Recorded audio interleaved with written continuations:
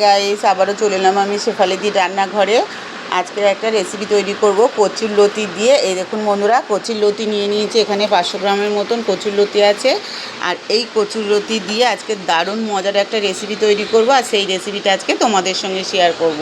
সম্পূর্ণ ভিডিওটা দেখবেন বন্ধুরা, আশা করছি ভীষণ ভালো লাগবে। বন্ধুরা দেখুন, আমি আজকে কচুর লতি দিয়ে আর ডিম দিয়ে একটা রেসিপি বানাবো, সেই রেসিপিটা আজকে তোমাদের সঙ্গে শেয়ার করব। সম্পূর্ণ ভিন্ন স্টাইলের এই রেসিপি, আর খেতে কিন্তু অসাধারণ হয় বন্ধুরা। তো আমি সব কেটে পরিষ্কার করে ধুয়ে নিয়েছি, এবার একটু গরম জলে ভাপিয়ে নেব।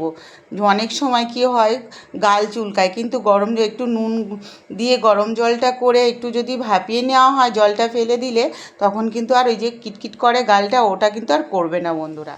এই দেখুন বন্ধুরা, কড়াতে জল দিয়ে দিয়েছি, আর কড়াতে জলে দিয়ে একটু দিয়ে দেবো এখানে লবণ অল্প করে। এই যে হাফ চামচের মতো লবণ দিয়ে দিলাম,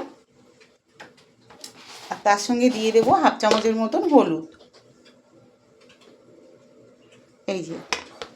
এই হলুদ আর নুন গরম জলটা করে নিয়ে যদি কচুর লতি বা কচুর শাকের জলটা ফেলে দেওয়া যায়, এরকম করে উষ্ণ গরম জল করে ধুয়ে নিলে, তাহলে কিন্তু যদিও বা কিটকিট করে, তাহলে কিন্তু আর এটা করবে না, গাল চুলকাবে না। আমি করব।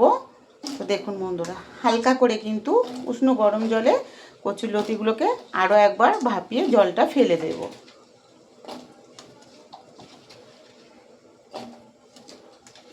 সবগুলো আমি দিয়ে দিয়েছি, এবার একটু নাড়াচাড়া করে নেব।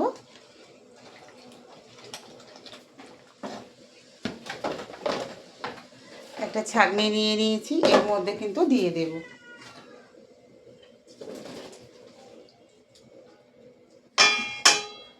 ভালো করে এরকম করে ছেঁকে নেব, আর জলটা ফেলে দেবো। জলটা শুধু হরহরানির জল, এই যে দেখেছেন কতটা লালা ভাব থাকে, এতে পরিষ্কার করে ধুয়ে নেব।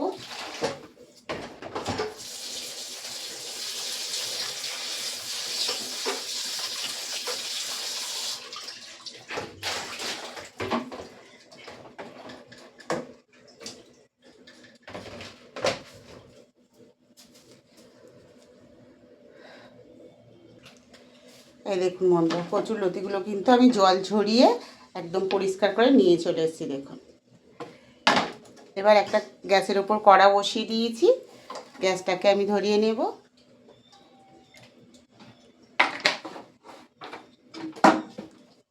তেলটাকে ভালো করে গরম করে নেব। এখানে দিয়ে দিচ্ছি 1-1.5 চামচের মতন কালো জিরে দিয়ে দিয়েছি, ছোটো চামচের। কালো জিরেটা দিয়ে একটু ভালো করে ভেজে নেব। আর এখানে যে কুচিয়ে রাখা পেঁয়াজগুলো, এক এক করে পেঁয়াজগুলো ওই তেলের মধ্যে দিয়ে দেব। 4খানা পেঁয়াজ আমি এখানে কুচিয়ে নিয়েছি, 4খানা পেঁয়াজ কিন্তু এর মধ্যে দিয়ে দিলাম। তার সঙ্গে 2খানা টমেটো কুচি আর কাঁচা লঙ্কা দিলাম, 6-7খানা কাঁচা লঙ্কা দিয়ে দিলাম। দিয়ে এগুলোকে ভালো করে একটু কষিয়ে নিতে হবে।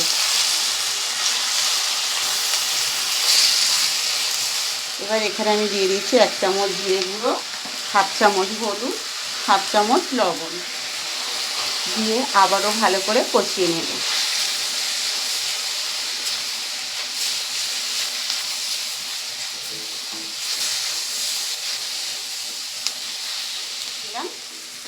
এই কচি লতিগুলো কিন্তু এর ভেতরে দিয়ে দেব,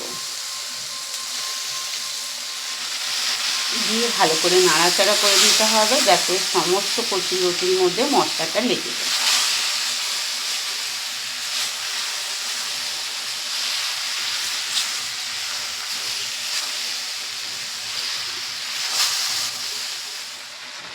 এই যে একটা সেদ্ধ ডিম নিয়েছি, আর একটা গ্রেটার নিয়েছি, গ্রেটারের সাহায্যে ডিমটাকে একটু গ্রেট করে এর ভেতরে দিয়ে দেব।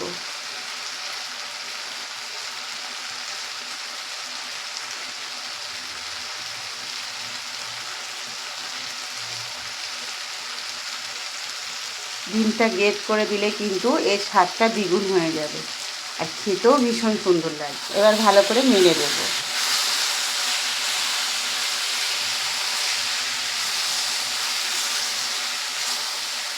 দেখুন কত সুন্দর লাগছে বন্ধুরা, আর খেতে কিন্তু ভীষণ মজার হয়েছে, দেখেই বুঝতে পারছো। এবার নামিয়ে নেব। একটা প্লেট নিয়ে নিয়েছি, প্লেটের মধ্যে তরকারিটাকে নামিয়ে নেব। তো রেসিপিটা কেমন লাগলো অবশ্যই কমেন্টে জানাবে। আর ডিম আর এই কচুরলতির রেসিপিটা কিন্তু খেতে ভীষণ সুন্দর লাগে। রেসিপিটা ভালো লাগলে শেফালিদি রান্নাঘর চ্যানেলটাকে সাবস্ক্রাইব করে পাশে থাকবেন। আর ফেসবুক থেকে দেখলে একটা ফলো করে দিও। কমেন্টে কিন্তু জানাতে ভুলো না আজকে রেসিপিটা কেমন হয়েছে। আর রেসিপিটা বন্ধুদের মধ্যে বেশি বেশি করে শেয়ার করে দিও, লাইক করতে ভুলো না বন্ধুরা। সবাই ভালো থেকো, সুস্থ থেকো, পাশে থেকো।